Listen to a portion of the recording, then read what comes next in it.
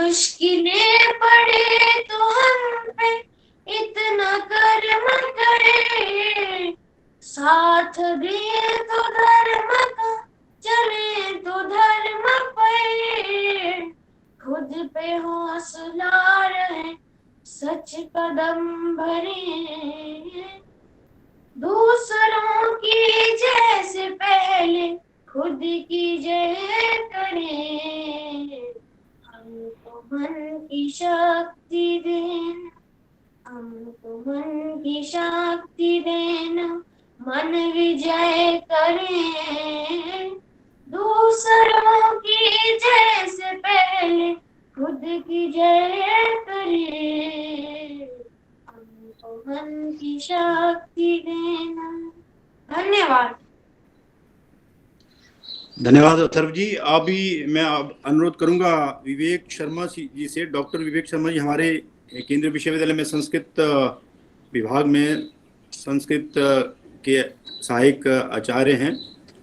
आप मूलतः कांगड़ा से ही हैं और धर्मशाला के पास ही हैं, और थोड़ा सा वार्म अप सेशन जो हमारा रहेगा विवेक शर्मा जी लेंगे। एक बात और बता दूं मैं, विवेक शर्मा जी स्वयं जो है वो कोविड के पेशेंट रहे हैं और परिवार भी इनका पूरा कोविड से जूझता रहा बहुत समय तक। अब स्वस्थ हो चुके हैं और योग इनका जीवन का एक भाग है। तो विवेक शर्मा जी, मैं इनको अनुरोध, मैं ऐसे विचार किया था कि इससे पहले थोड़ा सा वार्म अप सेशन करवाएं, किससे करवाएं, तो उन्होंने खुद ही अपने आप को ऑफर किया। मैंने तो हालांकि इनको मना किया था कि आप इतना कर पाएंगे कि नहीं कर पाएंगे, तो लेकिन इन्होंने स्वतः ही स्वीकार किया है। तो इसलिए जो है वो अब विवेक शर्मा जी इस सत्र को लेने वाले हैं। तो विवेक शर्मा जी अपना मेन जो है वो उसमें फोकस में ले लें और आप शुरू करें। सर आवाज ठीक आ रही है? जी आवाज आ रही है, बिल्कुल ठीक है, ठीक है। तो सबसे पहले हम अपने गर्दन का चालन करेंगे और ये श्वासों के साथ करें तो और बढ़िया, हमारा प्राणायाम भी साथ साथ में होगा। तो सबसे पहले हम एक तरफ करेंगे, बाईं ओर से दाईं ओर की तरफ श्वास लेते हुए एक श्वास में पूरा चक्कर लगाना है। श्वास भी साथ में लेंगे तो अपना प्राणायाम साथ में होगा। नीचे आकर छोड़ देना है। आपकी थोड़ी गर्दन आप थोड़ी दिख नहीं रही है, थोड़ा आपका सिर थोड़ा पार्ट दिख, हाँ थोड़ा पीछे हो जाए, हाँ बस इतना लो, ठीक है।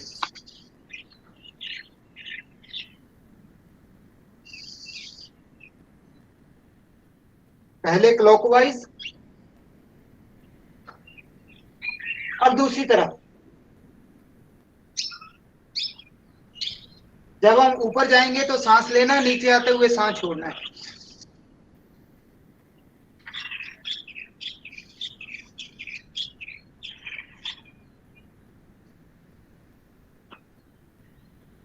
अब पीछे आगे छोड़ते हुए आना है। करते रहेंगे साथ साथ में। पीछे जब जाएंगे तो सांस लेनी है।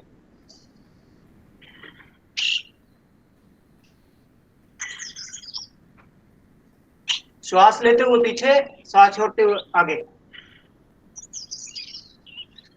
अब बाईं ओर पहले।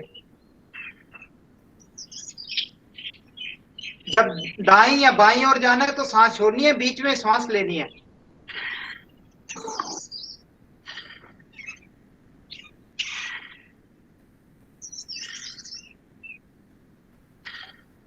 इसी तरह करते रहिए साथ में।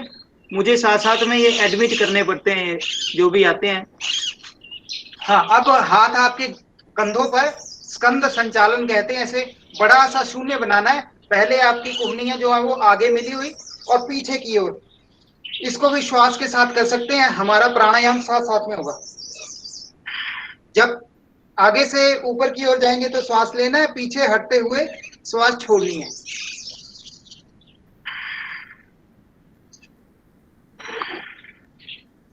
इसी तरह आगे से पीछे की ओर जाते रहिए। बड़ा सा शून्य बनाना है। कोशिश करनी है कि बड़ा सा शून्य बने।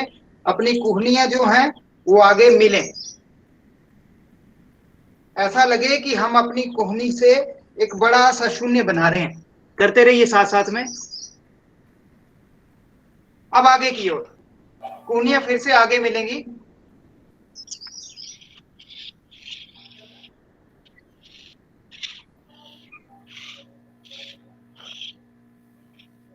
अब क्या करना है, आपने 10-10 लड्डू बनाने हैं, तो जिससे हमारी उंगलियों की अच्छी एक्सरसाइज होती है। आरंभ करेंगे। ऊपर,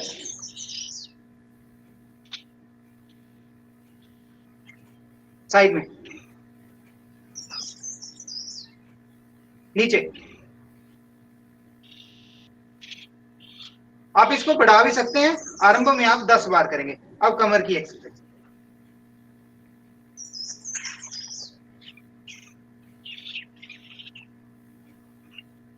अब दूसरी ओर,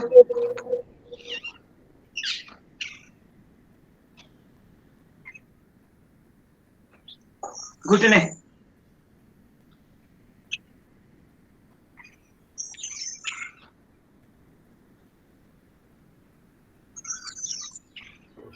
पांव, नीचे, ऊपर। इसको भी श्वास के साथ कर सकते हैं। जब नीचे जाएगी तो बाहर निकालनी है, ऊपर आएगा पांव तो श्वास लेनी है।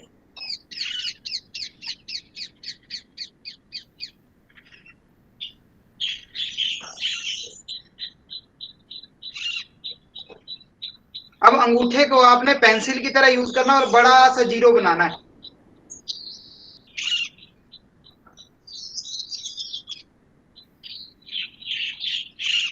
अब दूसरी तरफ बड़ा सा शून्य। पाँव को झाड़ देंगे। अब दूसरी तरफ, नीचे, ऊपर।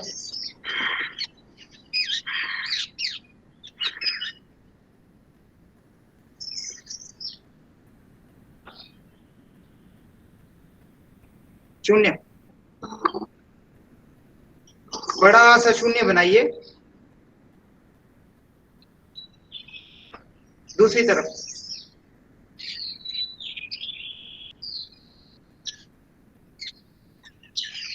अब पाँव को झाड़ देना है।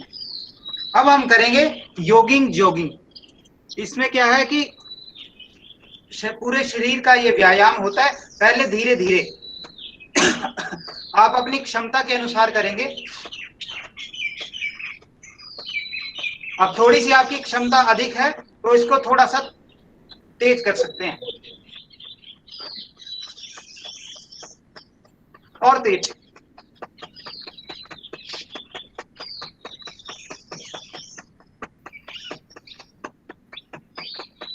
अब हाथों को भी साथ में।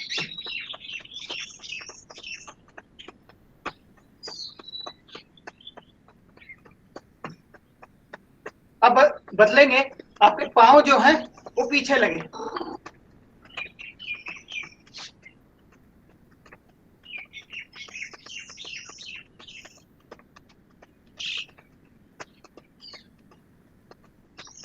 अब हाथ आपके बिल्कुल सामने आएंगे। हाथ सामने रखिए अपने कंधे के, और पांव आपके खुले हुए। पहले जबरदस्ती नहीं करनी है, आप धीरे धीरे भी कर सकते हैं। थोड़ा थोड़ा, जितना आप अधिक नीचे जा सके अपनी क्षमता के अनुसार। और जिनकी क्षमता अधिक है वो इस तरह पूरा कर सकते हैं।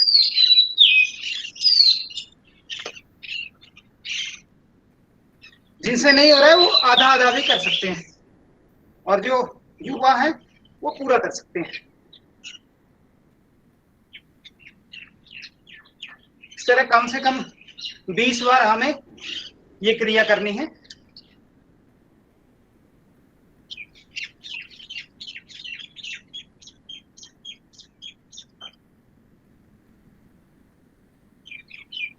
अब इसको दूसरी तरह से करेंगे। आपका जो बायां पांव है वो इस तरफ मुड़ जाएगा, बाईं तरफ मुड़ेगा, और इसको थोड़ा सा। अब दायां,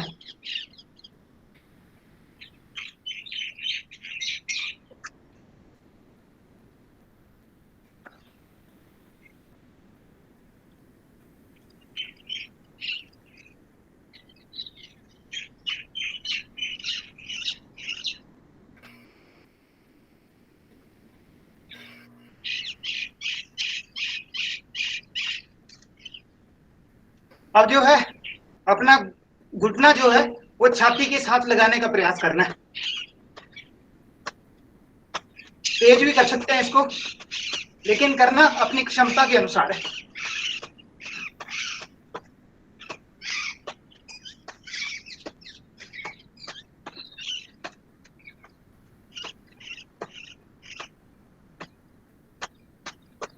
अब है वक्ष विकासक क्रिया। वक्ष हमारी छाती को कहते हैं। हाथ अपने सामने रखेंगे, श्वास लेते हुए पूरे हाथ खोलने हैं। नीचे से या ऊपर से नहीं करना है, अपनी छाती के सामने से।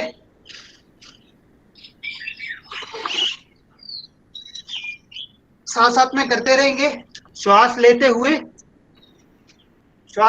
बाहर की ओर।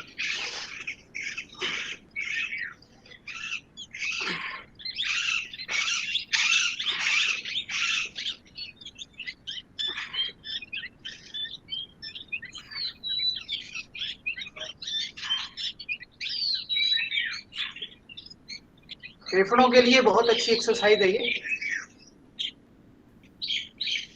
अब त्रिकोण आसन की एक क्रिया करेंगे। देखेंगे आपके घुटने जो हैं वो टेढ़े नहीं होने चाहिए। इस तरह धीरे धीरे करिए।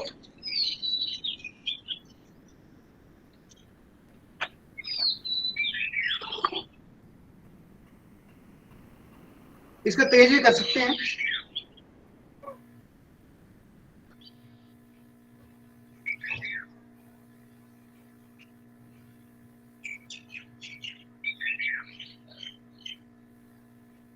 कुछ देर तक इसको आपने करना है। इसके बाद मैं आपको अगली क्रिया बताता हूं। करते रहिए।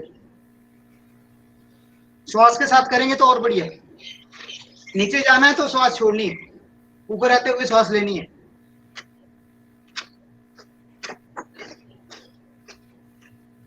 श्वास के साथ करेंगे तो आपका भस्त्री का प्राणायाम इसके साथ ही हो जाएगा।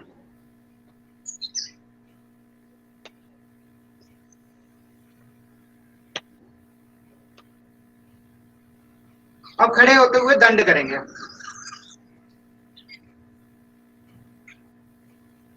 थोड़ा नीचे भी झुक सकते हैं।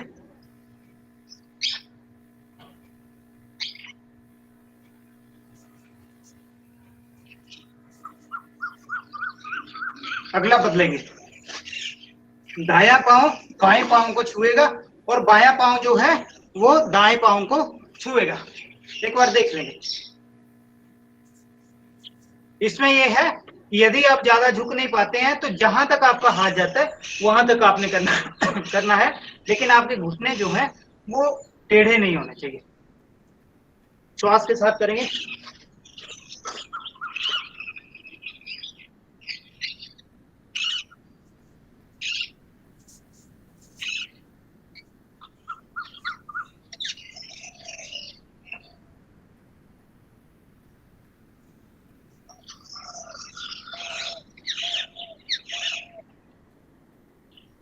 करते रहेंगे। कम से कम 20 बार हमें ये क्रिया करनी है। अब अगली क्रिया। सबसे पहले ये 2 अंकों में हमें करना है। देखिए 1 2।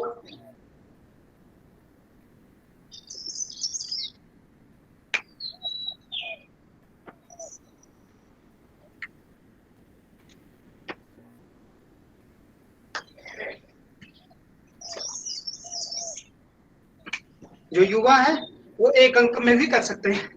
जैसे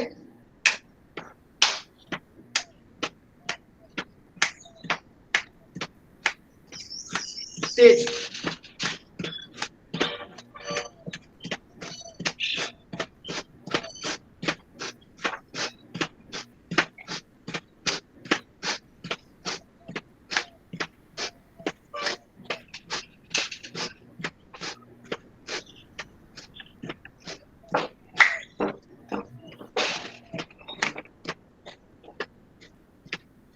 जोगिंग की अब अगली क्रिया हम करेंगे। ये योग नृत्य भी कहते हैं। इस तरह से आपको करना है। जो जिस तरफ शरीर जाएगा उससे विपरीत आपके हाथ जाएंगे।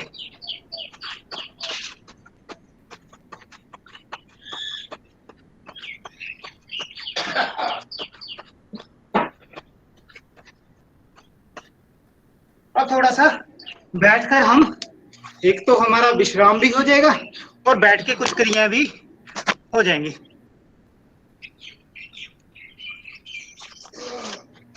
दंडासन में आना। दंडासन होता है आपका हाथ जो है वो दोनों कूलों के साथ और पाँव को इस तरह हिलाना है। थोड़ा सा समय रह गया है, हम अंतिम 2 मिनट में हम करेंगे।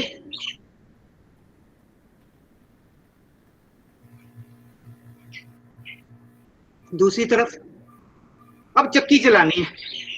चक्की पहले समय में माताएं बहनें चक्की चलाती थी तो बीमार नहीं होती थी, तो अब हमें चक्की चलानी है।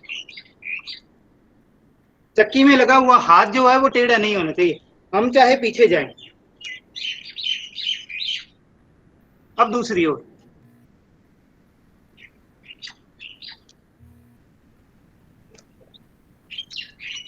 और अंत में बटरफ्लाई।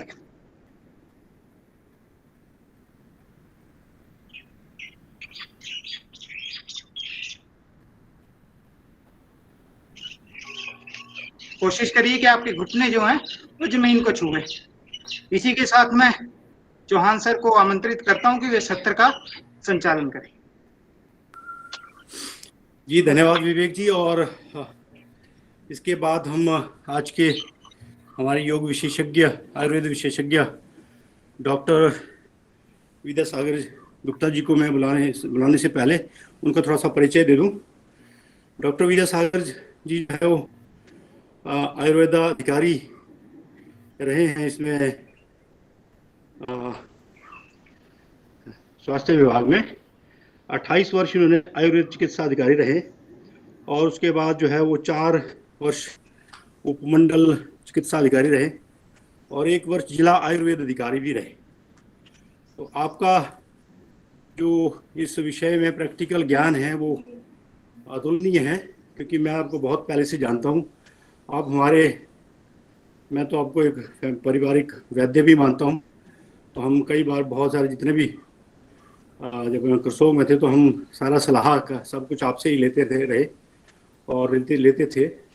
और जो भी कोई स्थिति बनती थी तो हमने अपने बच्चों को कभी भी एंटीबायोटिक या अंग्रेजी दवाई की तरफ किया ही नहीं। तो इसका कारण, सबसे बड़ा कारण मैं समझता हूँ डॉक्टर विद्यासागर जी रहे हैं। इन्होंने कभी भी इस चीज़ को कभी सलाह नहीं दी कि इस तरह से करना है, आप कोशिश करो और ये लो, आयुर्वेद लो, और इसको प्रमोट प्रचार प्रसार ने किया है। तो डॉक्टर विद्यासागर जी पतंजलि योगपीठ हरिद्वार से भी जुड़े हैं और मैं सीधा अब अनुरोध करूंगा डॉक्टर विद्यासागर जी से कि आप अपना सत्र शुरू करें। सबको राम राम। राम राम जी नमस्कार। राम राम। हिमाचल प्रदेश केंद्रीय विश्वविद्यालय के तत्वाधान में आयोजित इस 51 दिवसीय योग शिविर में आप सभी प्रतिभागियों का हार्दिक स्वागत, अभिनंदन। आज हम व्यवहारिक आयुर्वेद, व्यवहारिक योग पर चर्चा करेंगे।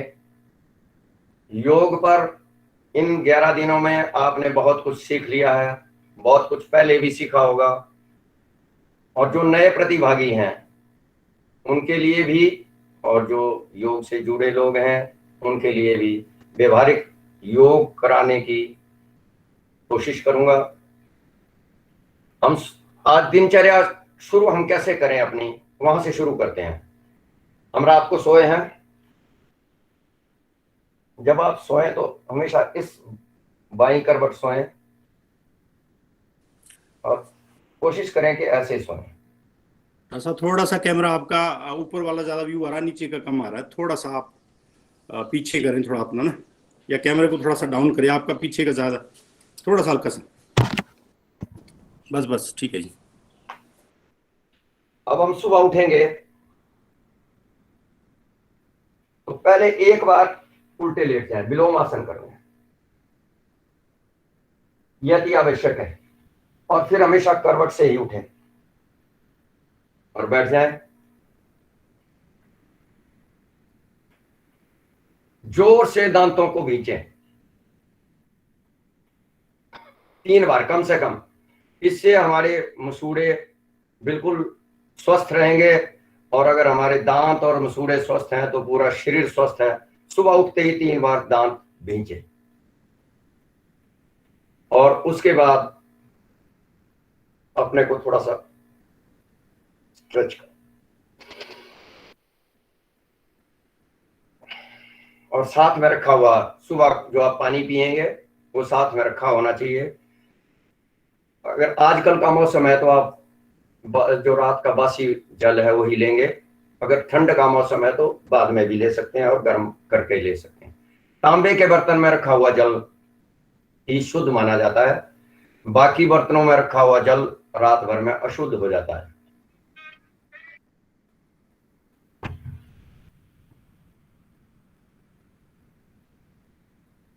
थोड़ा व्यवधान आ गया है।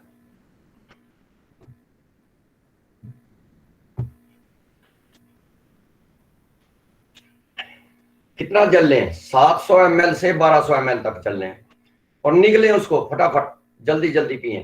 सुबह का जल आराम से पीने की कोई आवश्यकता नहीं है। सुबह का जल तेजी से पिएं और जल पीने के बाद आप उठ सकते हैं, धरती को छूएं। उठें, बेड से नीचे आए और धरती को छूएं। ये हमारा आसन हो गया।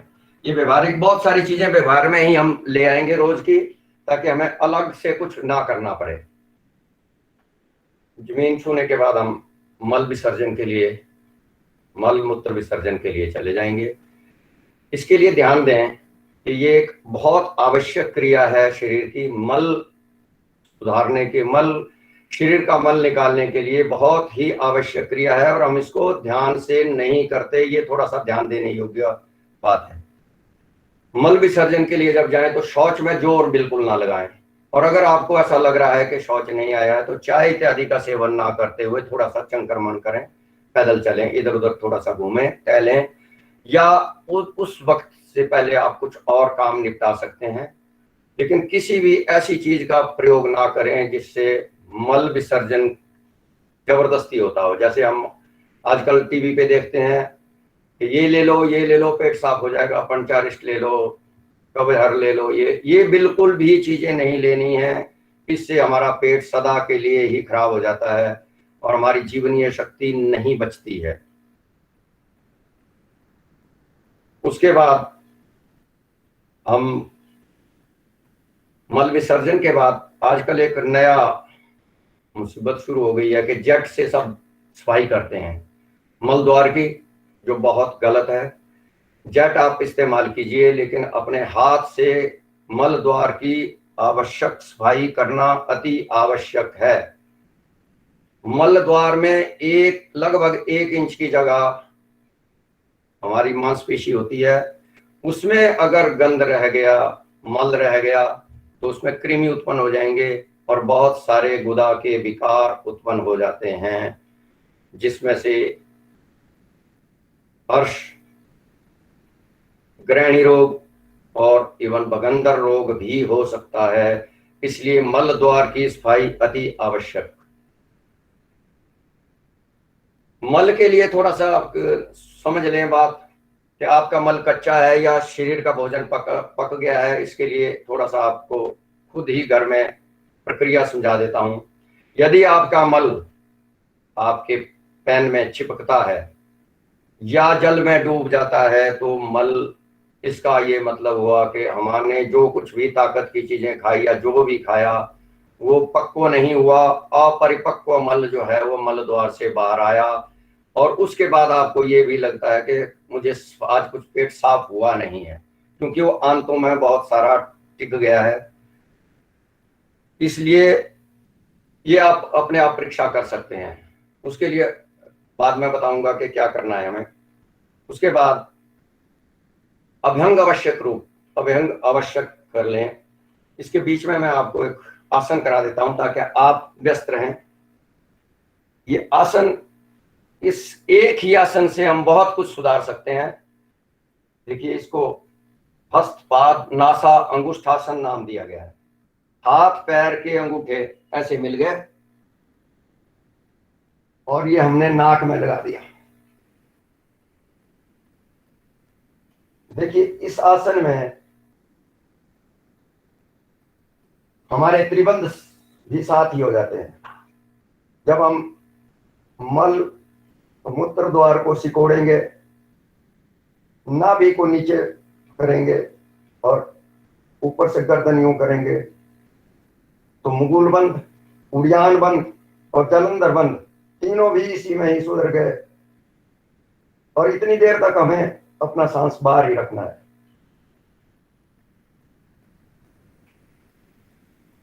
इसको हम आधे मिनट से 2 मिनट तक अवश्य करें। इसके फायदे साथ ही गिनाता हूं, आप बार बार कर सकते हैं। अगर बीच में सांस लेके इसको 2-3 बार करें और समझ लें कि हमारे बंद कैसे सुधर सकते हैं। जब हम बंद लगाते हैं, सिखाते हैं, तो मेरा ये अनुभव है कि बंद लोग ठीक से नहीं लगा पाते और गलत ढंग से कोई भी यौगिक प्रक्रिया करना स्वास्थ्य के लिए हानिकारक हो सकता है। इसलिए जो कुछ भी आप करें वो सोच समझ के करें, जल्दबाजी में या एक बार देख के कोई भी प्रयोग ना करें। हस्तपाद नासांगुष्ठासन, अगर नाक तक नहीं पहुंच पाता है आपके अंगूठे तो कोई बात नहीं, दूर रखें, लेकिन धीरे धीरे धीरे धीरे हमें उसमें पहुंचना है। अगर हम एक यही प्रयोग कर लें तो आप देखिए इसके फायदे। जितने भी अधोग नाभि के नीचे के रोग हैं स्त्रियों में आजकल और बच्चियों में खास करके, पीसीओडी, पीसीओएस बहुत ज्यादा तेजी से फैल रहा है, जो बहुत ही मुश्किल है और बहुत मुसीबत में डाल देता है। और गुलम रोग, क्या हम इसको फाइब्राइड के नाम से जानते हैं, ये कोई भी रोग शरीर में पनपने नहीं पाएगा, ये आप निश्चित मानिए। और पुरुषों में 50 वर्ष के बाद या 60 वर्ष के बाद तो लगभग 80% पुरुषों में प्रोस्टेट, पौरुष ग्रंथि का रोग हो जाता है, वो बिल्कुल भी नहीं होगा। और इसी के साथ हमारी जो अग्निसार प्रक्रिया है वो उसका भी काम हो जाता है।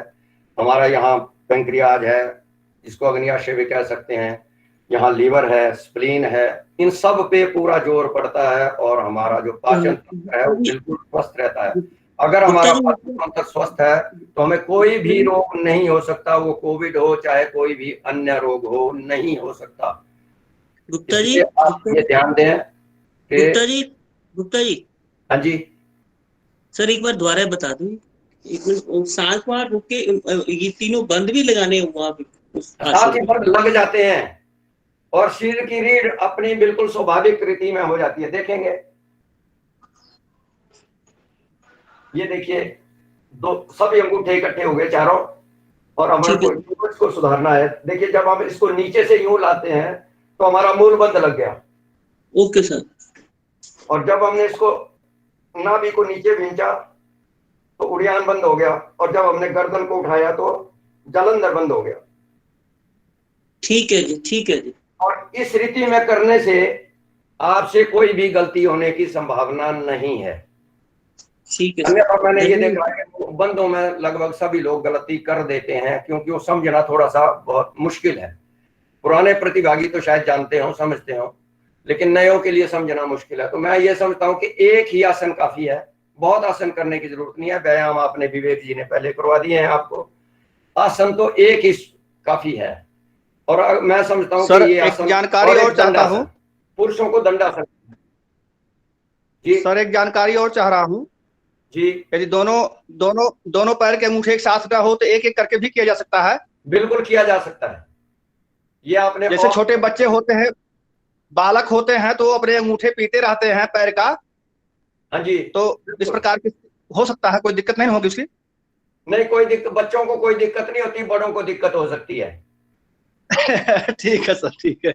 बच्चों को कोई दिक्कत नहीं होती। एक अगला आसन जरूर पुरुष इसको आवश्यक रूप से करे, वो है दंडासन। अगर आप दंड 20 निकाल लेते हैं रोज तो आपको शायद कुछ भी और करने की जरूरत ना पड़े। देखिए दंड कैसे करना है। पूरा आगे जाते हुए ये हमारा साथ ही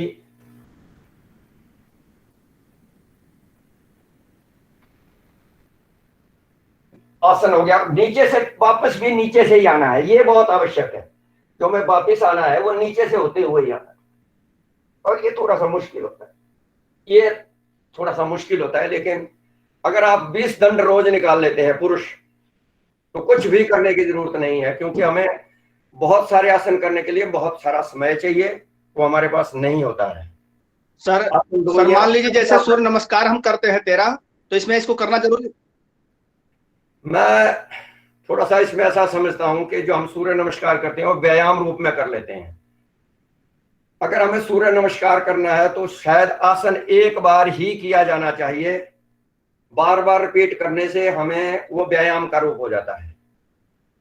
और अगर हमें सूर्य नमस्कार आसन करना है कीजिए, लेकिन एक एक जो पोज है उसका 12 में से हर एक में आपको आधा मिनट से 2 मिनट रुकना है, तभी उसका फायदा होगा। तो आपको 24-25 मिनट चाहिए इसके लिए, क्योंकि आसन हमेशा करने चाहिए, कोई तेजी से ये काम करने वाला नहीं है। आसन और व्यायाम में थोड़ा सा फर्क समझ लीजिए सभी प्रतिभा। व्यायाम तेजी से करते हैं, क्षमता के अनुसार करते हैं, लेकिन आसन आपको बहुत ही धीरे धीरे सोच समझ के और समय लगा के करना है। अब हम देखेंगे कि हम हमेशा कुर्सी पे बैठते हैं, चाहे हम ऑफिस में हो चाहे कहीं भी हो, घर में भी हो तो सोफे पे आके बैठेंगे, बड़े लोग हो गए हैं सभी। हम कोशिश करेंगे घर में नीचे बैठने की कोशिश करें, और कोशिश ये करें कि सुखासन पे बैठें। बड़ा आसान है, जैसे आप पलथी मारे जैसे आसानी से बैठ सकते हैं वैसे बैठें, लेकिन आपके घुटने जानो हमेशा जमीन को टच करने चाहिए, तभी आपकी रीढ़ अपने आप सीधी हो जाती है। कुछ करने की जरूरत नहीं है, रीढ़ सीधी हो गई। जैसे ही आपने जानो नीचे लगाए और बैठे, वैसे ही आपकी रीढ़ सीधी हो गई। हमें बहुत कुछ सोचने की जरूरत नहीं है। अगर हम नहीं कर सकते, ऐसे नहीं बैठ सकते, मतलब जानो नीचे नहीं लगता, तो ऐसे बैठ लीजिए, अलग कर दीजिए इनको। शुरुआत ऐसे करें, फिर ऐसे कर लें, फिर हमें धीरे धीरे सिद्धासन पे जा सकते हैं।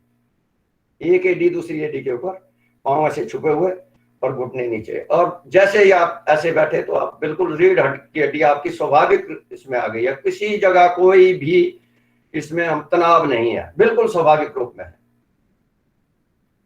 और इसके बाद आप आगे जा सकते हैं पद्मासन पे। अगर आप टांग दोनों नहीं उठा सकते तो एक उठाइए, पहले एक पे आदत डालिए, दोनों उठाइए और ये हमारी यूं।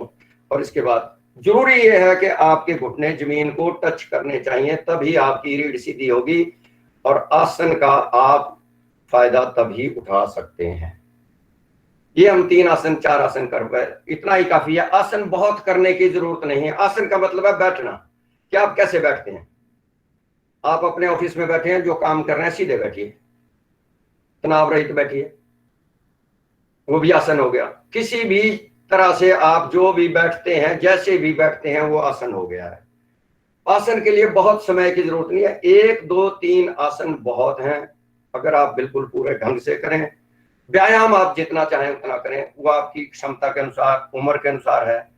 क्योंकि आयुर्वेद में या योग में आयु का, देश का, आप किस देश में रहते हैं, किस माहौल में रहते हैं, किस ऋतु में है, और आपकी प्रकृति क्या है, ये बहुत सारी चीजें करने के बाद ही इसका विधान है। इसलिए आप आसन मेरे विचार से तो कम से कम करें, और जो करें सोच समझ के करें। बहुत जरूरी है आसन, लेकिन बहुत आसन करने से हमारी सिद्धि नहीं होगी। एक ही आसन करने से हमारी, अगर हमारी रीढ़, हमने पूरा दिन भर रीढ़ की हड्डी को सीधा रखने की आदत डाल ली, तो हम पे कोई भी वायरस, कीटाणु, विषाणु कोई भी हम पे अटैक नहीं कर सकता, ये पक्की बात है। इसके बाद प्राणायाम 11 दिन में, या अभी विवेक जी ने व्यायाम कराते हुए भी आपको करवा दिया है, और आप भली भांति परिचित भी हो गए होंगे, नए प्रतिभागी भी, पुराने तो जानते ही हैं। भस्त्रिका करें, आप भस्त्रिका प्राणायाम शुरू कर दें, और मैं बीच में बोलता रहूंगा। वही धोंकनी, जैसे पुराने समय में लोहार चलाते थे, धोंकरी।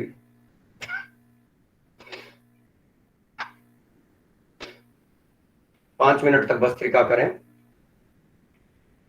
भस्त्रिका प्राणायाम के लिए भी थोड़ा सी सावधानी आप ये रखें कि अगर आप किसी भी रोग से ग्रसित हैं तो बहुत आराम से करें। जैसे अगर आप स्वस्थ हैं, युवा हैं, तो आप जैसे चाहें, जितनी तेजी से चाहें वो कर सकते हैं। इससे पूरा रक्त संचार पूरे शरीर में हो जाएगा। कहीं भी विषाणु, कीटाणु या टॉक्सिन जमा है, वो सब अपने आप बाहर आ जाएंगे। फेफड़े में आ जाएंगे, फेफड़े से अपने प्राणायाम जब हम दूसरे करेंगे तो उससे वो शरीर से बाहर आ जाएंगे। भस्त्रिका करें। हम चल स्नान करने जा रहे थे। स्नान करने से पहले ध्यान दीजिएगा कि शास्त्र में ये बिल्कुल निर्देश है स्वस्थ वृत्त में कि आपको हाथ, पैर और सिर की मालिश रोज करनी है, बिना भूले हुए करनी है। पैर हमारा सारा दिन हमारा बोझ उठाते हैं, इनकी सेवा करना अति आवश्यक है। तो ऐसे अभ्यंग करें। गर्मियों में कोशिश करें कि कोकोनट ऑयल सभी जगह उपलब्ध रहता है, गरी का तेल, तो उससे करें। और सर्दियों में सरसों के तेल से ऐसे कर सकते हैं। इससे हमारे दो काम शुद्ध हो गए। एक तो रक्त संचार जो है इन जगहों पे सबसे कम रहता है। ये ध्यान रखिएगा कि ये शरीर हमारे हृदय से दूर के पार्ट हैं सारे, चाहे वो मस्तिष्क है, मस्तिष्क इसलिए दूर हो गया कि वो ऊपर की तरफ को है, या हाथ पैर हैं, ये डिस्टेंट पार्ट माने जाते हैं, दूर हैं हमसे, ये मतलब हृदय से। तो रक्त संचार यहाँ कम होता है, चले तो जाता है लेकिन वापिस आने में दिक्कत होती है। वो बुढ़ापे में सब मुसीबतें हमें झेलनी पड़ती हैं। अगर हमें अपना बुढ़ापा भी आराम से गुजारना है तो ये चीजें अभी से ही करनी होंगी। तो 5 मिनट। सर ये नहाने से पहले होना चाहिए कि बाद में? सर जी नहाने से पहले होना चाहिए बाद में? नहाने से पहले ही कर लें। और स्नान के एकदम बाद या आसन के एकदम बाद भी स्नान नहीं करना है। दोनों तरफ थोड़ा सा गैप रखना है आपको। उस वक्त आप और कोई काम निपटा सकते हैं। स्नान करने से पहले मैं थोड़ा सा विषय भ्रांत हो गया कि हमें दातुन करनी है। यहाँ थोड़ी सी जब हमें समझना है कि हम आजकल ब्रश यूज करते हैं, वो सबसे खतरनाक चीज है। वो कभी फिर समय मिलेगा तो बताऊंगा, लेकिन आजकल और कोई चारा भी नहीं है। उसमें आप ये ध्यान दें कि हम ब्रश कहाँ रखते हैं? बाथरूम में रखते हैं, जहां पूरा दिन सीलन रहती है। हमें अपना ब्रश जो है कम से कम ब्रश करके ऐसी जगह रखना है जहां वो दिन भर सूख जाए, कम से कम दिन में सूख जाए। वो ब्रिसल जो है वो सूखते नहीं है और उसमें कीटाणु पैदा हो जाते हैं और सुबह हम उसको मुंह में डाल देते हैं। तो ब्रश कीजिए, मैं उससे मना नहीं कर रहा, लेकिन जो शास्त्र में है वो ये है कि आप सैंधव नमक और कड़वा तेल हमेशा रोज सुबह अपने मसूड़ों की से मालिश करें। इससे ही हमारे मसूड़े स्वस्थ हो जाएंगे। अगर आपको लगता है कि मुंह में दुर्गंध है तो आप मंजन कर सकते हैं, दिव्य कांति है या दशम संस्कार मंजन से शास्त्रों में इसका वर्णन है, जिसमें कर्पूर होता है। वो अंदर उसमें जितने भी आपके मंजन बनाने में औषधियां प्रयुक्त हुई हैं उस बिल्कुल अंदर मसूड़े में चले जाती हैं और अंदर से उनको स्वस्थ कर लेती हैं। तो ये या दंत दावन, आप अगर गांव के आसपास रहते हैं जहां जड़ी बूटियां उपलब्ध हैं तो जो कड़वी चीजें हैं उनसे दातुन करना चाहिए, लेकिन उसका ब्रश कुची बनाना बहुत आवश्यक है। सबसे अच्छी तो कही गई है तिरमिरा की दातन, तेजबल सबसे अच्छी दातुन है, लेकिन वो उपलब्ध नहीं है तो कीकर। खैर, और एक चीज सब जगह उपलब्ध है, वो है बासा, बसूटी। अगर आप बासा से दातुन कर लेते हैं तो कोविड अंदर जा ही नहीं सकता, ये निश्चित मानिए। उसके बाद हमने स्नान कर लिया। स्नान के बाद अच्छे वस्त्र, साफ स्वस्थ वस्त्र धारण करना अति आवश्यक। इससे हमें आत्मविश्वास होता है, हमारी सुंदरता बढ़ती है और हमें बहुत अच्छा लगता है। इसलिए स्वस्थ और साफ सुथरे ऋतु अनुकूल वस्त्र धारण करने का निर्देश स्वस्थ ऋतु में किया गया है। क्षौर कर्म भी बीच में कर सकते हैं, जैसे हमने अभ्यंग कर लिया तो पुरुष क्षौर कर्म कर सकते हैं। उस वक्त ही 10 मिनट हमारे 5 मिनट उसमें निकल जाते हैं। तो अभ्यंग और स्नान में थोड़ा सा गैप अपने आप पड़ गया। इसके पश्चात हम भस्त्रिका से अनुलोम विलोम प्राणायाम की ओर आते हैं। भस्त्रिका से जहां हमने मल जितने भी व्यायाम या उस व्यायाम करने से हमारे जो भी विकार हैं वो फेफड़े में आ गए थे, भस्त्रिका से हमने उनको बाहर निकाल दिया। लेकिन अब हमें फेफड़ों को स्वस्थ करना है, तो अनुलोम विलोम प्राणायाम। ऐसा देखा गया है कि लोग यूं करते हैं,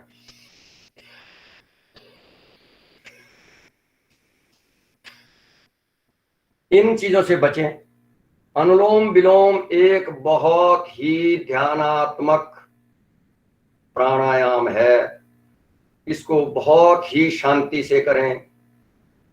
आप पीछे कोई ना कोई ऑडियो चला लें बेशक, और ध्यान बिल्कुल एक जगह अपने सांसों पे ध्यान करें, और बहुत ही धीमी गति से सांस लें और धीमी गति से सांस छोड़ें।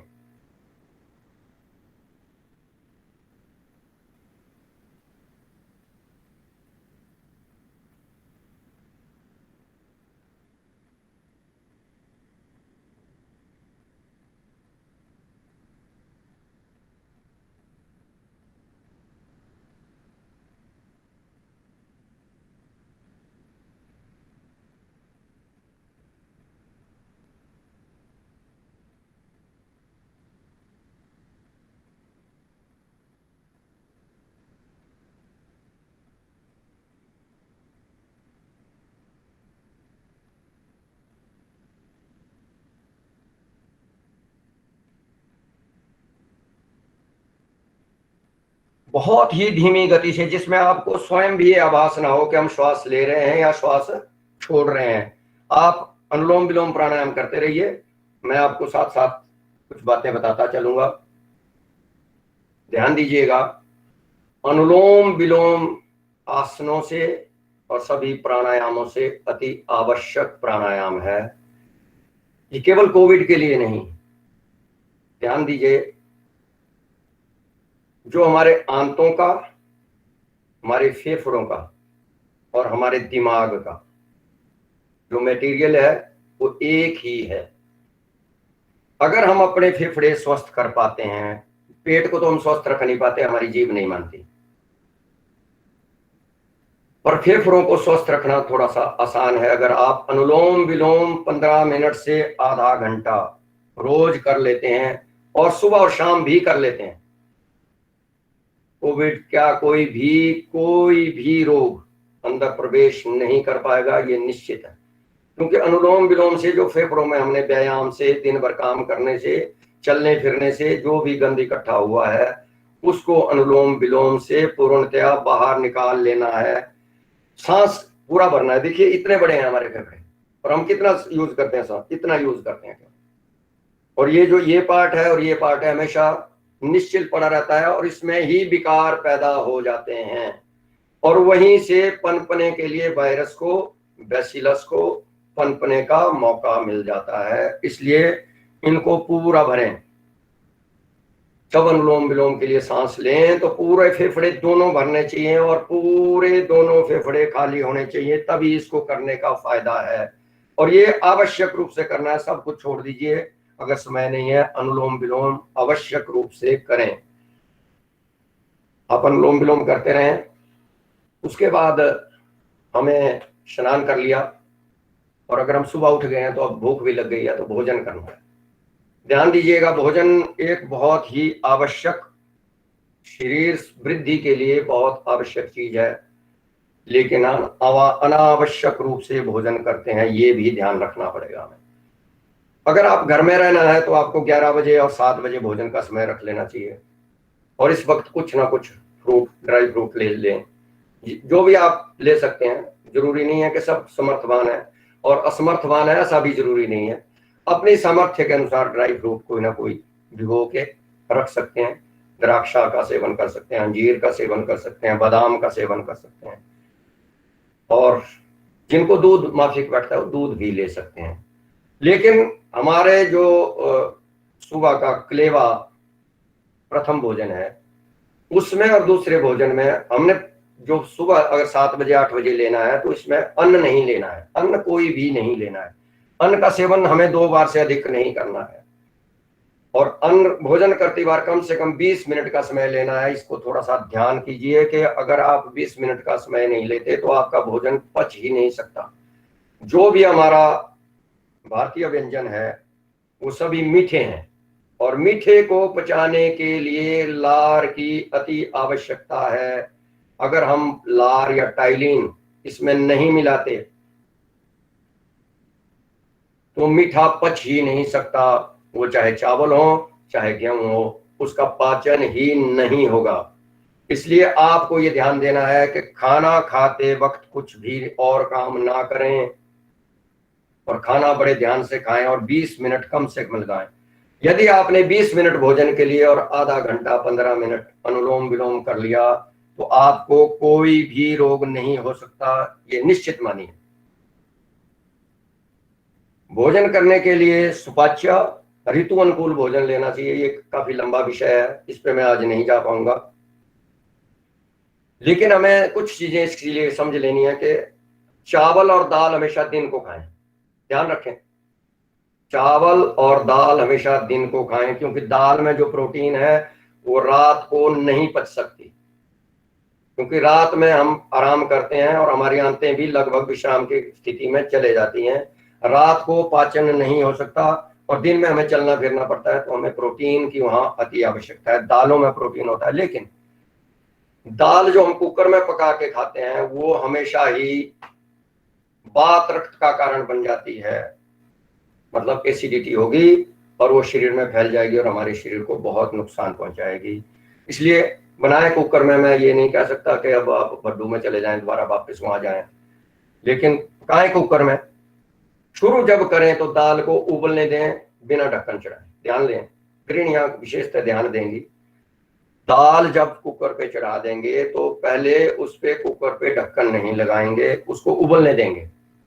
5-7 मिनट जब उबल गया उसके बाद ढक्कन चढ़ाइए और कम से कम समय में जो भी दाल जितना समय लेती है पकाने में, उसको बस ज्यादा से ज्यादा 15 मिनट, 10 मिनट, 5 मिनट उसको प्रेशर दें और फिर निकाल लें। उसका प्रेशर जब निकल गया तो उसका ढक्कन खोल लें और कम से कम उसको आधा घंटा उबलने दें। 15 मिनट तो अति आवश्यक है, तभी वो दाल पकेगी। कुकर में दाल नहीं पकती हो, आपको लगता है पक गई है, लेकिन उसके जो अंदर नैनो पार्टिकल्स हैं वहां तक उसका पचती नहीं है, इसीलिए हम उस दाल को पचा नहीं पाते। फिर सबने देखा होगा कि अगर हमने चने खा लिए, हमने राजमा खा लिए, तो गैस बनेगी ही बनेगी। उसका कारण ये है कि वो पका नहीं है। अगर वो पक गया तभी हमारे शरीर को भी उसका लाभ है और हम उसका स्वाद भी उठा पाएंगे और उसका शरीर को लाभ भी ले पाएंगे। ये तो मान लीजिए कि ये इस तरह से दाल पकनी है। सुबह दाल चावल खाएं, रोटी चावल दाल रोटी खाएं, जो इच्छा करती है वो खाएं, और शाम का जो है वो रोटी ही खाएं, क्योंकि हमें रात काफी लंबा गैप हो जाता है। अगर हम 7 बजे शाम को खा लेते हैं, सुबह 11 बजे तक 16 घंटे हो गए। ये आवश्यक तो है, लेकिन उसमें रोटी ही इतना टाइम पचने में लेगी, क्योंकि रोटी पचने में बहुत टाइम लेती है और ये हमारे 16 घंटे तक आंतों में रह के हमें उससे शरीर को ताकत मिल सकती है। अनुलोम विलोम करते रहें।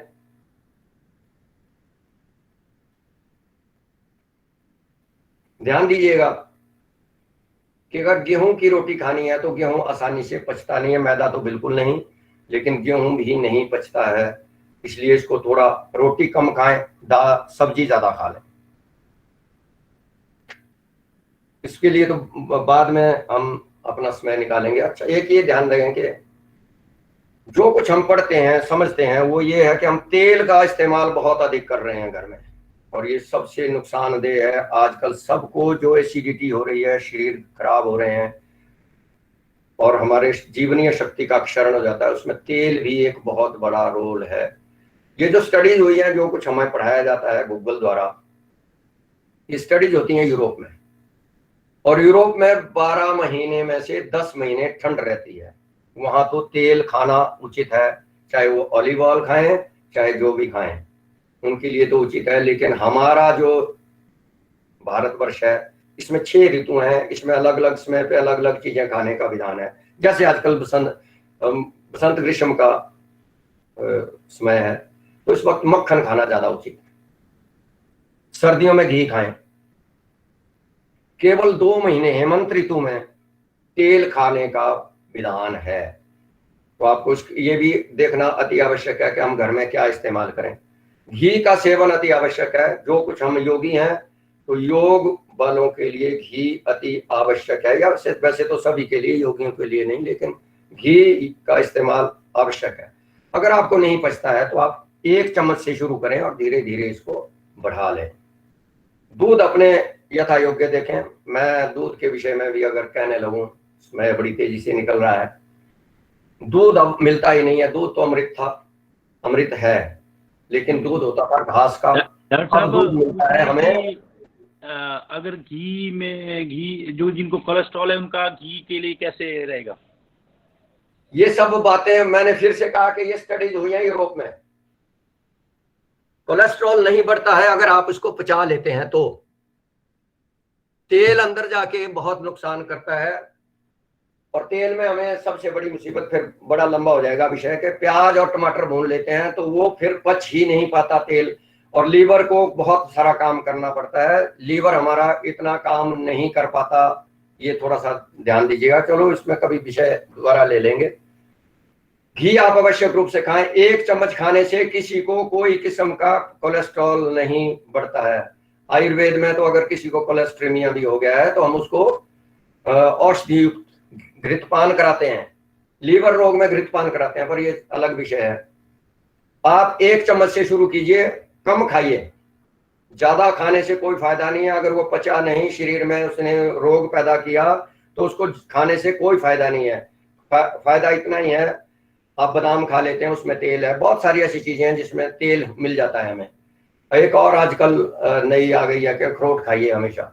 मैं सबको ये कहूंगा कि जिसमें भी तेलीय द्रव्य है, चाहे वो बादाम है चाहे अखरोट है, उनको गर्मियों के दिनों में ना खाएं। वो नहीं पच सकते शरीर में, हमें रोग पैदा कर देते हैं वो लोग। दूध के विषय में चल रहा था।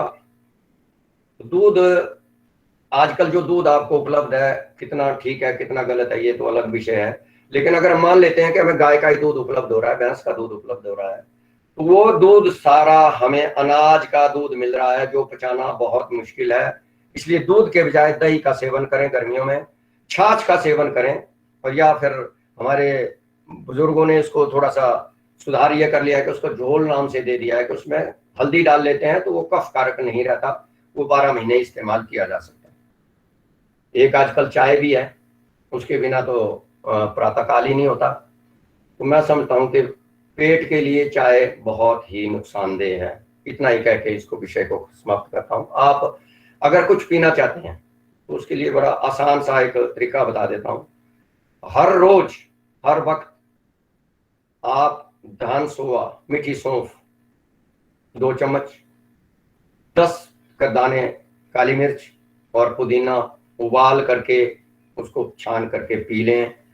ये कोविड से भी रक्षा करेगा, आपकी किसी भी एलर्जी से भी रक्षा करेगा, और आपके एसिड को भी समाप्त करेगा। इसको आप चाहे 2 बार पिएं चाहे 10 बार पिएं, और इसका कोई भी नुकसान नहीं है। इसके बाद हमें कार्य पे चले जाना है। भोजन करके हम कार्य पे चले गए। अपना कार्य कीजिए, बहुत ही अच्छे ढंग से कीजिए, एक अच्छे नागरिक की भांति कीजिए, और बड़ा मन लगा के कीजिए। उसी से आपको सारा फायदा होगा। और उसके बाद हम घर आ गए। घर आके पुराने समय में भी हाथ पैर धोते थे, आज तो बहुत जरूरी हो गया है कोविड काल में कि आप जब भी घर में अंदर आए तो हाथ पैर धो लें, वैसे भी धो लें, ये आदत ही बना लें।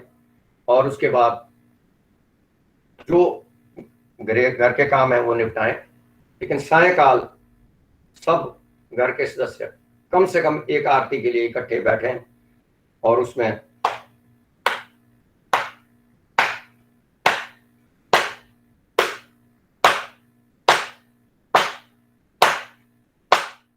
ताली का, अगर हम 5 मिनट आरती के लिए लगेंगे, अगर हम 5 मिनट ये ताली बजा दें, दिन की थकान भी खत्म होगी, हमारा एक्यूप्रेशर भी हो गया, जो अंग हमारा दिन भर शिथिल कोई भी पड़ा रहा उसको भी हमने काम पे लगा दिया। तो शाम को संध्या आरती आवश्यक, और उसके बाद